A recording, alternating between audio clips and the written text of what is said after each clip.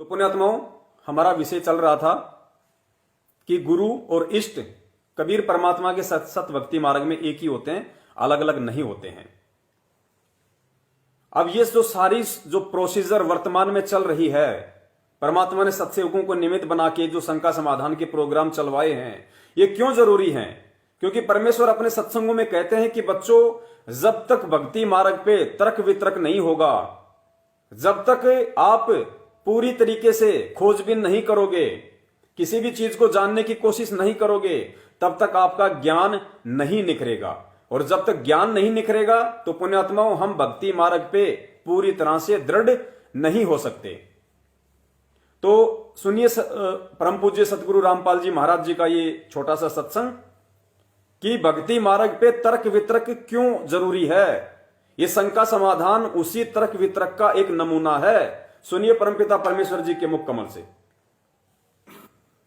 परमेश्वर ने 600 वर्ष पहले वो लीलाएं की थी जो भगवान किया करता है, और उसी का प्रमाण पवित्र चारों वेद, गीता जी, सभी सदग्रंथ बताते हैं कि वो परमात्मा अपने निज लोक से चलकर आता है, अपनी विशेष खास आत्माओं को, वरिष्ठ आत्माओं को आकर मिलता है, उनको अपने तत्व ज्ञान से परिचित कराता है। क्योंकि पिछले संस्कारी जो हंस होते हैं, वो चाहे शिक्षित हैं चाहे अशिक्षित हैं, वो भगवान के मार्ग में घनी आनाकानी नहीं करते, वो चतुर नहीं होते, वो सादे होते हैं। तो उन सादे लोगों का, सादे भक्तों का नाजायज फायदा उठा लिया नकली गुरुओं ने।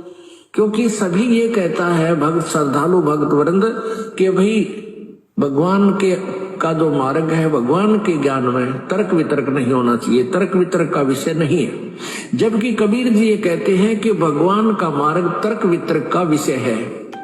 जब तक आप तर्क वितर्क नहीं करोगे, आप भगत 7 जन्म नहीं बन सकते। क्योंकि अज्ञान से परिपूर्ण हो चुके हो आप, और तर्क वितर्क से वो ज्ञान निखरेगा, सच्चाई सामने आएगी। तो हम जितना भी ज्ञान आज तक स्वीकार किए हुए थे, सुने हुए थे, वो सारा ही विपरीत था। कारण से लोग नहीं जा सके जहां हम सदा सुखी रहते। परमात्मा स्वयं ही। तो पुण्यात्माओं, आप जी ने सुना परम पूज्य सतगुरु रामपाल जी महाराज जी के मुख कमल से कि पहले लोग ये कहा करते थे, जो अज्ञानी धर्मगुरु थे, कि हमने जो कह दिया वो फाइनल है, परमात्मा का मार्ग, भक्ति मार्ग तर्क वितर्क का विषय नहीं है। जबकि कबीर परमेश्वर जी कहते हैं कि भक्ति मार्ग तर्क वितर्क का ही विषय है। और जब तक आप तर्क वितर्क नहीं करोगे, अपनी शंकाओं का समाधान नहीं जानोगे, जहां तुम्हें कोई शंका हो जाती है, जब तक तुम उस शंका का समाधान नहीं करवा लोगे, तब तक तो तुम भगत 7 जन्म भी नहीं बनोगे, और बिना तर्क वितर्क के तुम्हारा ज्ञान नहीं निखरेगा। तो तर्क वितर्क कितना जरूरी है, परमेश्वर ने अपने मुख कमल से बताया। तो ये जो शंका समाधान का जो प्रोग्राम है, जो बहुत सारे भगत भाई बहन कहते हैं कि पवन दास को किसने आदेश दे दिया, गुरुजी से कब आदेश लिया पवन दास ने शंका समाधान के माध्यम से फेसबुक पे लाइव आने का। तो भाई, ये परमात्मा के यूनिवर्सल आदेश हैं, सार्वभौमिक आदेश हैं, परमात्मा के सबके लिए हैं। आप भी लाइव आइए, कोई बड़ी बात नहीं है। परमेश्वर से सद्बुद्धि की भीख मांगिए, हरि चर्चा, ज्ञान चर्चा, साध संगति के लिए आप भी लाइव आइए। ये परमात्मा ने जो सोशल मीडिया हमें दी है, ये किस लिए दी है? हम इसका ज्यादा से ज्यादा ज्ञान प्रचार में और शंका समाधान में हम इसका उपयोग करें। हम खुद भी शंका रहित हों और दूसरों को भी शंका रहित करने का प्रयास करें, परमात्मा के ही ज्ञान आधार से। तो पुण्यात्माओं, बात चल रही थी हमारी इष्ट और गुरु को लेके, और इष्ट और गुरु के बीच की जो खाई है, वो जब तक हम नहीं मिट लेंगे, जब तक नहीं मिट जाएगी। और वो खाई मिटेगी तर्क वितर्क से, परमात्मा के सत्संग सुनने से, परमात्मा के सत्संगों पे, उनके कहे गए वचनों पे गहनता से विचार करने से। और विचार आज हमें करना पड़ेगा, नितांत आवश्यक है। और वही विचार करवाने के लिए परमात्मा ने अपने सत्सेवक बच्चों को शंका समाधान प्रोग्राम के लिए चुना है, निमित्त बनाया है। अब देखिए, सतगुरु रामपाल जी महाराज जी, जैसा कि हम सभी जानते हैं, कि आज एक भगत की भूमिका में है। वे सतगुरु की भूमिका में हैं और परमात्मा तो स्वयं है ही हैं। हम रोज नित्य नियम में परमात्मा की वाणी भी पढ़ते हैं कि साहिब से सतगुरु भय और सतगुरु से भय संत और धर धर विशाल वेश अंग खेलय आदि और अंत।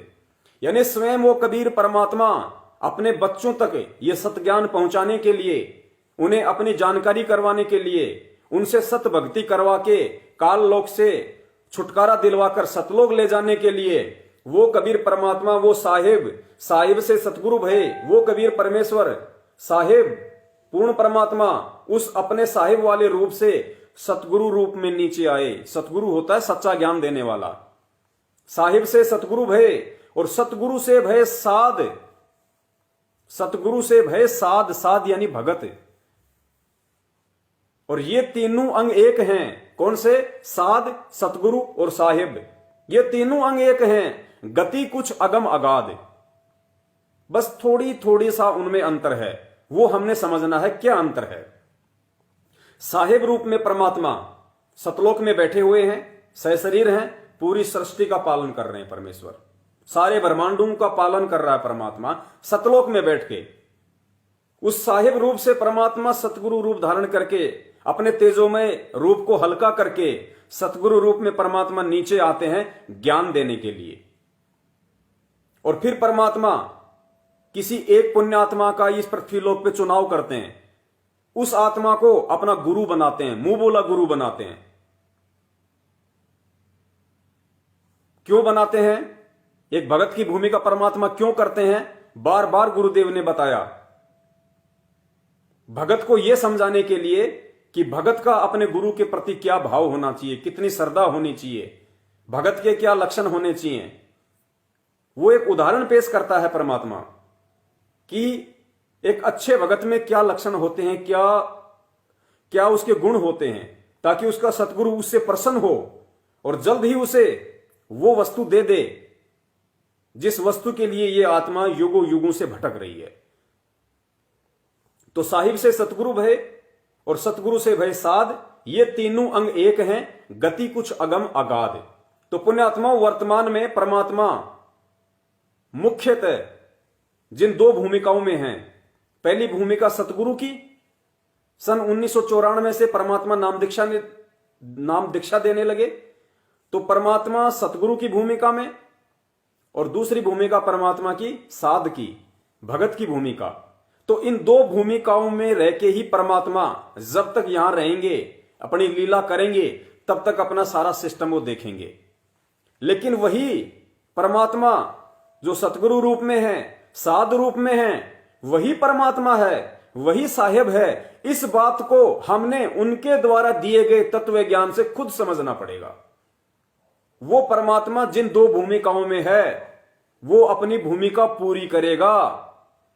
पुण्यात्माओं, अगर किसी फिल्म के अंदर किसी भी हीरो या हीरोइन को अगर 1 करोड़ या 50 लाख रुपए मिलते हैं कि तुझे भिखारी का रोल करना है, तो उस फिल्म में वो चाहे बहुत बड़ा रईस होगा, बहुत बड़ा अमीर आदमी होगा, बंबई में उसकी बहुत बड़ी कोठियां होंगी, 1-1 करोड़ की गाड़ियां होंगी, लेकिन उस फिल्म में जो भूमिका करने के लिए उसको दी गई है, उस फिल्म में वो वही भिखारी वाली ही भूमिका करेगा।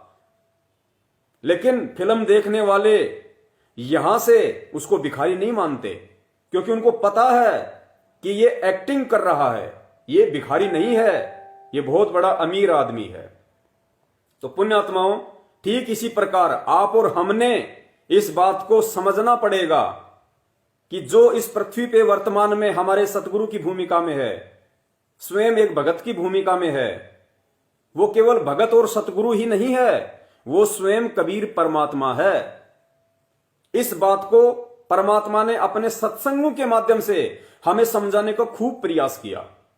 मालिक ने अपने सत्संगों में इतने संकेत किए, इतने इशारे किए, उन इशारों को आज हमने समझना पड़ेगा।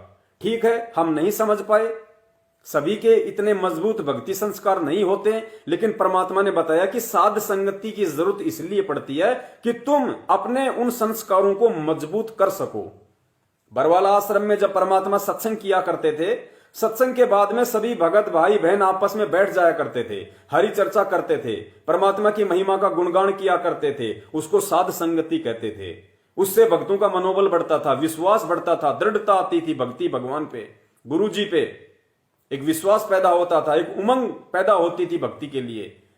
तो वही साध संगति आज चल रही है और आज इस साध संगति की विशेष आवश्यकता है, क्योंकि पिछले 6 वर्षों से परमात्मा शरीर रूप में हमारे से दूर हैं।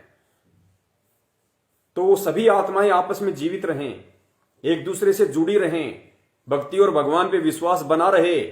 इसके लिए ये परमात्मा ने सार्वभौमिक आदेश दे रखा है कि जो पुराने भगत हैं, जिन पे परमात्मा ने अपने तत्व ज्ञान की थोड़ी बहुत दया कर रखी है, ये उनकी जिम्मेदारी है अपने भगत भाइयों को संभाल के रखने की, अपने भगत भाइयों को संपर्क में रख के और परमात्मा के विषय में जानकारी देने की, उनकी छोटी से छोटी और बड़ी से बड़ी शंकाओं के समाधान की, ताकि उनको कोई अड़चन पैदा ना हो, उनको कोई भी काल एजेंट, कोई भी भक्ति से दूर जो इंसान है वो उनको भ्रमित ना कर सके, परमात्मा से दूर ना कर सके। तो कितने इशारे किए परमात्मा ने, आज उन्हीं इशारों के बारे में हम बात कर रहे हैं। और इस वीडियो को आपने विशेष तौर से देखना जरूरी है। दास ने पहले ही कह दिया कि ये वीडियो भले लंबा हो सकता है, लेकिन इस वीडियो को आपने एंड तक देखना है और शेयर भी करते रहना है। और जब ये वीडियो समझ में आ जाएगा तो पुण्यात्मा इस वीडियो के अंत में जो फॉर्मूला है वो भी समझ में आएगा। और भले ही आज हमारा वीडियो चाहे कितनी बार डिस्कनेक्ट हो जाए, पहले वाला डिस्कनेक्ट हो गया उसको हम जोड़ देंगे, अगर ये भी डिस्कनेक्ट हो गया हम तीसरा शुरू करेंगे लाइव, आप लोग तुरंत जुड़ जाना। आज हमने वीडियो कंप्लीट करना है तो करना है, चाहे काल भगवान कितनी भी बाधा उत्पन्न क्यों ना करे। तो परमेश्वर ने सत्संगों में अपने विषय में जो जानकारी दी है, जो संकेत किए हैं, आज हमने उन संकेतों को समझना पड़ेगा। तो देखिए अगला जो संकेत दिया है परमात्मा ने सत्संग के माध्यम से, उसमें परमात्मा ने क्या बताया है। एक मुश्किल से 2 मिनट का सत्संग, और 2 मिनट के सत्संग में परमात्मा ने 4 टॉपिक इतने इंपॉर्टेंट बता दिए। 2 मिनट के सत्संग में 4 टॉपिक, और चारों के चारों टॉपिक ये साबित करते हैं कि परमात्मा के क्या लक्षण हैं, परमात्मा के क्या गुण होते हैं और परमात्मा कौन है। पहला परमेश्वर ने इसमें बताया कि अपनी महिमा बताने के लिए परमात्मा को इस काल लोक में स्वयं ही आना पड़ता है। जैसा कि पहले भी दास ने बताया था कि उस परमात्मा के अलावा जो सबसे ऊपर है, और गुरुजी ने क्या बताया हमें गीता जी पढ़ाते समय, कि बेटा कभी भी अपने बाप की डेट ऑफ बर्थ नहीं बता सकता, और बेटे को उसके बाप की डेट ऑफ बर्थ उसका दादा बताता है। तो पुण्यात्माओं, वो सबका जो दादा है कबीर परमेश्वर, जो सबसे ऊपर है, जिसकी जानकारी किसी को नहीं है, तो उसकी जानकारी यहां का कोई भी प्राणी नहीं दे सकता है। उस दादा ने स्वयं ही यहां पे आके अपनी और अपने विधान के विषय में जानकारी देनी पड़ती है। पहला टॉपिक इस ऑडियो में ये। तो इस टॉपिक से साबित होता है कि आज अपने द्वारा रची गई सृष्टि की जानकारी देने के लिए स्वयं वो दादा इस पृथ्वी पे आया हुआ है। किसका दादा? ब्रह्मा विष्णु महेश जी का दादा, क्योंकि ब्रह्मा विष्णु महेश जी की उत्पत्ति काल से हुई है, और काल का बाप कौन है? कबीर परमात्मा। इसलिए परमात्मा ने दादा कहा कि कौन ब्रह्मा का पिता है, कौन विष्णु की मां, शंकर का दादा कौन है? तो शंकर का दादा कौन? कबीर परमात्मा। तो पुण्यात्मा, वो दादा ही अपने विषय में यहां जानकारी दे सकता है, उस लोक की, सतलोक की, अपने द्वारा रची गई सृष्टि की। आज वो दादा स्वयं सतगुरु रामपाल जी महाराज जी के रूप में इस पृथ्वी पे प्रकट है, मौजूद है। केवल तत्व ज्ञान रूपी आंखों से उन्हें पहचानने की जरूरत है। पहला टॉपिक ये। दूसरा टॉपिक इसमें है कि परमात्मा मानव शरीर में आता है। गुरुदेव ने भी बताया कि परमेश्वर जब भी यहां आते हैं तो एक मानव का चोला धारण करते हैं। फिर परमात्मा यहां क्या बता रहे हैं इस ऑडियो में, हमें समझाने के लिए कि भाई जब परमात्मा इस लोक में एक मानव शरीर धारण करके आता है तो हम जो जीव हैं हम उस परमात्मा को मानव ही समझ लेते हैं। तो पुण्यात्माओं, ये गलती आज 70% संगत कर रही है। परम पूज्य सतगुरु रामपाल जी महाराज जी जो एक मानव रूप में आए हुए हैं, उनको मानव समझकर, कहते हैं ना, गुरु को मानुष जोगी ने करे चरणामृत को पान, ते नर नरक में जाएंगे जन्म जन्म होए समान। और गुरु मानुष कर जानते वो नर कहिए अंध, ओए दुखी संसार में आ गए यम की फंद। ये वाणियां आदरणीय गरीबदास जी महाराज जी ने बोली हैं। और वाणियां क्यों बोली हैं? वाणियां इसलिए बोली है कि जब वो परमात्मा इस पृथ्वी पे आएगा एक मानव शरीर में, तो कुछ जो आत्माएं हैं जो अज्ञानता में, मूर्खता में, नादानी में, देखा देखी में उस परमात्मा को मानुष समझेंगी, अपने जैसा मनुष्य समझेंगी। तो पुण्यात्माओं, ये गलती अब हमने नहीं करनी है। तो परमेश्वर यहां इशारा कर रहे हैं इस ऑडियो में कि परमात्मा जब यहां आते हैं तो मानव शरीर धारण करके आते हैं, लेकिन हम उनको एक मानव ही मान लेते हैं। दैट्स मीन अब हमने उनको मानव मानने की भूल नहीं करनी। ये परमात्मा इस ऑडियो में समझाना चाह रहे हैं, जो आगे आप सुनेंगे। तीसरा पॉइंट इस ऑडियो में है कि परमात्मा अजन्मा होता है। अजन्मा मतलब परमात्मा का कभी किसी मां से जन्म नहीं होता। सतगुरुदेव जी अपनी तरफ इशारा कर रहे हैं इस ऑडियो में कि परमात्मा अजन्मा होता है, स्वयंभू, स्वयं प्रकट होता है। आगे परमात्मा ने बताया कि संत भगत भी होता है और संत रूप में परमात्मा भी आ जाता है। मतलब परमेश्वर ने यह बताया कि संत रूप में जो संत होते हैं वो भगत को भी कहा जाता है संत। और साथ ही गुरुदेव क्या कह रहे हैं कि भाई संत रूप में परमात्मा भी आ जाता है। तो आज हम क्या कहते हैं? संत रामपाल जी महाराज, संत रामपाल जी महाराज। तो भाई उस संत रूप में आज वो परमात्मा आया हुआ है। भाई मैं आया हुआ हूं, ये परमात्मा हमें समझाना चाह रहे हैं। अब सुनिए आप ये ऑडियो, और इस ऑडियो में जो 4 टॉपिक हैं दास एक बार दोबारा से रिपीट कर देता है, ताकि जब आप ये ऑडियो सुनोगे तो आपको ध्यान रहेंगे। और पुण्यात्माओं, परमात्मा का कोई भी शब्द अनायास नहीं होता, ये पूर्ण परमात्मा है। परमात्मा अगर सौपन में भी कोई शब्द निकाल रहा है तो पुण्यात्मा वो गहरा शब्द है। अनायास परमात्मा एक शब्द भी नहीं निकालता। तो परमात्मा के जब हम सत्संग सुने तो हमने एक एक शब्द को गहनता से सुनना है। 4 टॉपिक। सबसे पहला टॉपिक है अपनी महिमा बताने के लिए इस काल लोक में स्वयं आते हैं। नंबर 2, परमात्मा मानव शरीर में आता है और हम मानव ही मान लेते हैं। नंबर 3, परमात्मा अजन्मा होता है। नंबर 4, संत भगत भी होता है और संत परमात्मा भी संत रूप में आ जाते हैं। सुनिए ऑडियो।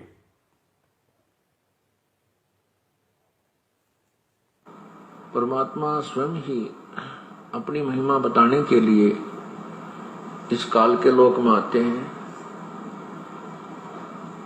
और वो अपनी एक लीला करते हैं। परमात्मा अजन्मा है, कबीर परमेश्वर का कोई जन्म नहीं होता।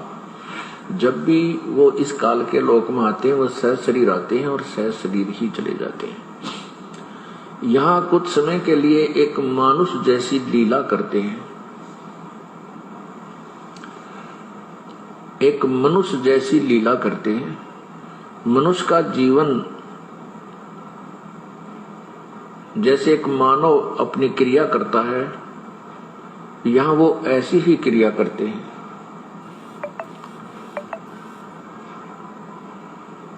तो उस समय हम उसको केवल एक मनुष्य जान लेते हैं, हम उन्हें भगवान नहीं मानते। भगवान हम क्यों नहीं मानते, परमात्मा किस लिए नहीं मानते? क्योंकि हमारे को ज्ञान गलत बताया हुआ होता है। हमारे को ये बताया हुआ होता है कि परमात्मा निराकार है, वो सर्वव्यापक है, कण कण में विद्यमान है। परमात्मा मनुष्य शरीर में नहीं होता। इसलिए हम परमात्मा जब आते हैं तो उसको एक मानव ही मान लेते हैं, दूसरा नाम उसका संत या भक्त रख लेते हैं। संत मनुष्य भी होते हैं और संत की भूमिका में प्रभु भी आ जाते हैं। अब क्या बताते हैं? संत भगत भी होते हैं और संत की भूमिका में परमात्मा भी आ जाते हैं। तो परमेश्वर यहां ये संकेत कर रहे हैं कि भाई संत की भूमिका में मैं आया हुआ हूं। पुण्यात्माओं, एक एक शब्द पे हमने गौर करना होगा और सत्संग ही वो आधार है, सत्संग ही वो मूल वस्तु है जिसके माध्यम से परमात्मा हमें सारी जानकारी देते हैं, अपनी पहचान करवाते हैं, और दूसरा कोई माध्यम नहीं है। परमात्मा चाहते तो हमारी गर्दन पकड़ पकड़ के सतलोक भी दिखा सकते थे कि देख यहां से कितना अच्छा लोक है, तो हम मान जाते, लेकिन फिर वही बकवाद शुरू कर देते वहां पे। इसलिए परमात्मा को सत्संग करने की आवश्यकता पड़ती है, सत्संगों से आत्मा को निर्मल करने की आवश्यकता पड़ती है, आत्मा को अंतःकरण से साफ करने की आवश्यकता पड़ती है। और जब हम खुद जब तक उस सतलोक की तड़प अपने हृदय में नहीं बनाएंगे, तब तक हम सतलोक में जाने वाले नहीं, हम वहां पे टिकने वाले नहीं।